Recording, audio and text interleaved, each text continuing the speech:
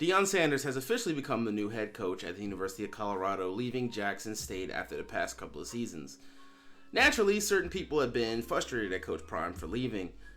And today I'm going to bring forth the question, should black people be upset at Coach Prime? Now, you may be shocked at that statement. You're probably thinking to yourself, what do you mean? Why should people be angry in the first place? I mean, this is college football at the end of the day, and players and coaches, they leave schools all the time. It isn't really a big deal. I mean, in the past off-season, coaches like Lincoln Riley and Brian Kelly, they left their respective universities to go to bigger schools with more money and a better opportunity to win big games. And the surface, that's what Coach Prime has done here. He left Jackson State, which is an FCS school. Specifically, they are an HBCU in the SWAC conference. For a bigger school, he went to the Pac-12 in the University of Colorado. More money, more resources, bigger national profile. Now, normally this would be celebrated. Going from an FCS school to a Pac-12 school, especially for a black head coach, is a major achievement. Especially for black coaches, that progression still isn't easy. But when you look deeper into this, I think I can see reasons why, especially black people, would be upset at Coach Sanders. Firstly, when he went to Jackson State, he said that this was a bigger thing. He was going to Jackson State for a bigger and larger reason, and that was the culture. Put HBCU football on the map, and specifically to put Jackson State on the map. If you look at Jackson State, they tattooed everything they have with the phrase, "We believe." This idea that, hey, just because we're HBCU and just because we're a smaller school does not mean that we're lesser than any other university. Something that I admire and I think really was a benefit to Coach Prime.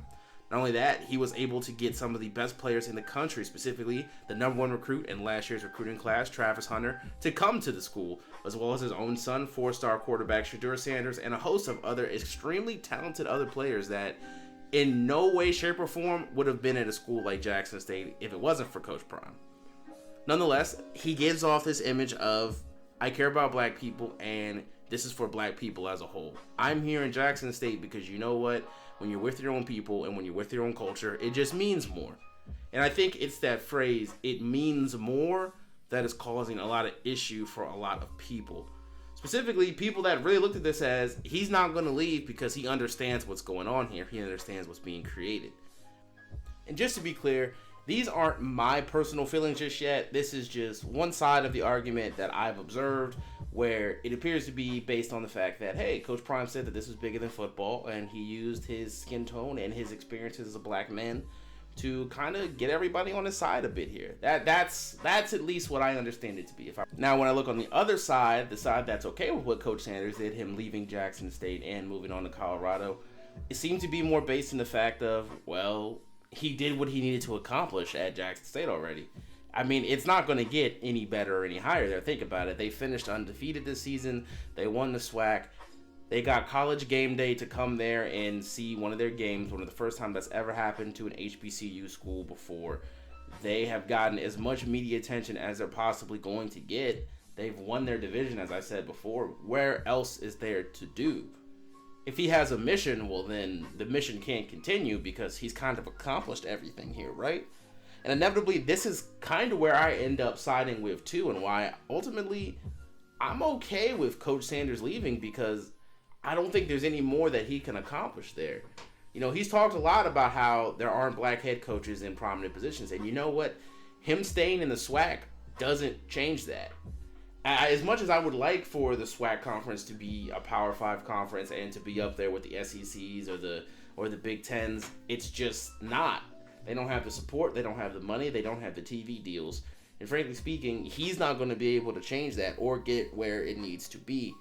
Players certainly might come to Jackson State, but are those same players going to go to other schools in the SWAC? I don't think so. And also, this is just a specific kind of retort to the comment people are making about, well, you said you were going to do this. You said it was bigger than football. You said it was bigger than this. I think it still is. And to be honest, I think that he also would tell you that it still is too. I don't think he lied about that. I just think he realizes he can't accomplish any of the greater goals that he wants from Jackson State. Don't get me wrong. Jackson State has done everything. He squeezed everything he can out of Jackson State, out of the most relevance, but what's the next step? The next step, what? Jackson State moves to a bigger conference. Jackson State moves up to the SEC or the Big Ten. Well, then no, because the same people out there would say, oh, but you need to stay with your HBCU brothers and sisters. However, are those HBCUs going to pick up this, I don't want to say slack, but I'm going to say slack here and kind of meet Jackson State and the other schools halfway? I just don't see it happening to where the other schools in the conference get enough firepower to make it a premier. This is the number one place where you have to go see college football. And that's what Deion Sanders wants. He said it in his opening press conference when he took the job at Jackson State. When he said, and I quote, I want to recruit just like Nick Saban. If you want to recruit just like Nick Saban, you ain't going to be able to do it at any other school that isn't kind of an elite university. You know, that's just not going to happen. And when you're looking at him, I mean, he's recruiting his tail off at Jackson State. Yeah, he got the number one recruit in the nation, but... And this is not to downplay how massive it is to get the number one recruit, but it's pretty much it after that. Like, where do you go? You get Travis Hunter, you finish undefeated, and then what? You just have to rinse and repeat. There's no big-time national championship for Jackson State. There's no playing in front of millions of people every week for Jackson State. And there's really no pushing your message forward if you're just at Jackson State. Now, I speak here today as a black guy. Like, I'm a black man. So when the topic of institutional racism and all the various things that hold our people back is used, it kind of hits me there. And initially, of course, I wanted Prime to stay at Jackson State and run it up and go through and beat all the big boys, but I realized that isn't going to happen. And to be honest, what's better for black coaches and black players as a whole is for him actually to move on, is for him to get a national spotlight continuously and for him to show what he can do. Think about it. A lot of people will say, well, he didn't really even earn a head coaching job. Well, I don't want to hear that nonsense when people like Jeff Saturday can get a job for the Colts out of nowhere. You're going to say two completely different situations, but I'm going to argue not really. I mean, what it takes to become a head coach, especially for black people, is always been far harder than it has been for their white counterparts. That's not really a debate. That's more a fact. And I think what Deion's doing right now, moving up the ranks and just opening that door for more people and giving a spot to kids that they can understand when they commit to a school that Deion Sanders is at, he gets it on a deeper level, which is why Travis Hunter committed with him. Travis Hunter could have went anywhere in the country, and he stayed with Deion. He went with Deion because Deion has that authenticity. And that authenticity is another reason that, hey, I'm taking his word for him here. In his press conference today at Colorado, he said when he meant that this was bigger than football, he meant it. And it was beyond just Jackson State. It's always bigger than football. And it's always going to be bigger than football no matter where he goes. It's bigger than Jackson State, if I'm being honest. That's the thing I think people aren't getting here.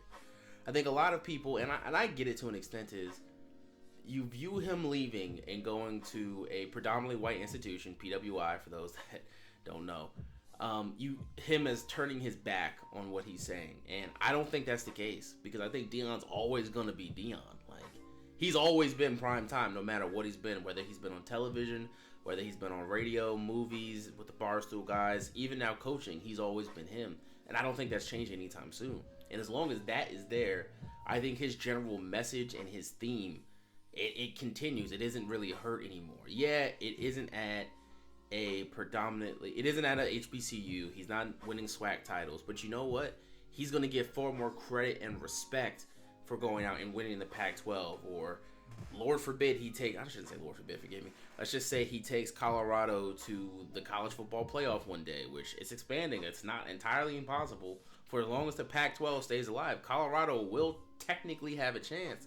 He's going to get far more credit. And him getting more credit, him getting more respect, him continuing to open up doors and speaking on the struggle of black coaches and black players, that inevitably helps us all out eventually. And you get a bigger microphone to do that when you're at a bigger university. Think about it. Who's going to get more coverage? Is it going to be Deion Sanders at Jackson State or Nick Saban at Alabama? And granted, those are two extremes of the situation, but for someone like Deion, if he really is serious about what he's saying, which I think he is, he's going to have to keep moving up these levels. All in all, I think this goes to the point which I'm trying to say is, I don't think black people, we should be upset at Deion Sanders. To be honest, I think we should be congratulating him. It's an amazing step. He absolutely turned around Jackson State. He has given a jolt, a shot of energy, juice, and money. Don't forget the money that he has made for these HBCUs being there in the SWAC conference the past couple of years. For example, Jackson State sells out every single game. They used to never do that before. The teams are now playing in NFL stadiums when they go places, begrudgingly sometimes. But still, those are things that weren't happening before. We should be applauding Deion Sanders for what he has done. And we should all be rooting for him at Colorado State. Because this is not a case of him making it and then forgetting how he got there. I think this is a case of him making it and bringing everybody else with him. But those are just my 2 cents. I really want to hear your opinion down in the comments. Obviously, this is a touchy topic, so I try to do it with some respect, a little class and dignity here. But I'd like to thank you guys. I am Blitz Pizza. You have been listening to my channel. If you'd like to drop down a like, share, or subscribe, I would be super appreciative. I have more content like this coming up soon, a little bit more deeper topics that we're talking about here. Thank you all, and enjoy the rest of your day.